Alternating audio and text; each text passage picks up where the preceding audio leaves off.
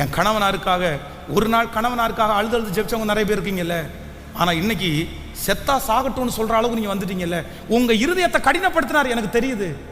என் இருதயத்தை காயப்படுத்திட்டார், உடைச்சிட்டார் பாச. இப்போ அவருக்கு எனக்கு அவர் மேலே இறக்கமே வரல.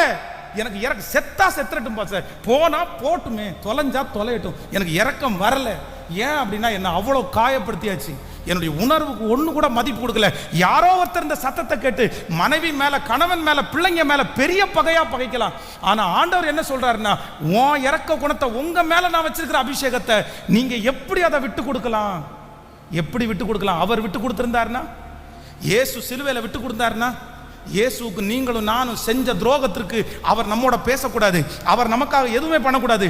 ஆனால் அத்தனை துரோகம் பண்ணியும் அவர் நம்ம மேலே என்ன வச்சிருக்கிறார்? அவர் நம்ம மேலே வச்சிருக்கிற இரக்கம், சொல்லுங்க, அவர் நம்ம மேலே வச்சிருக்கிற இரக்கம் மாறவே இல்லை, மாறவே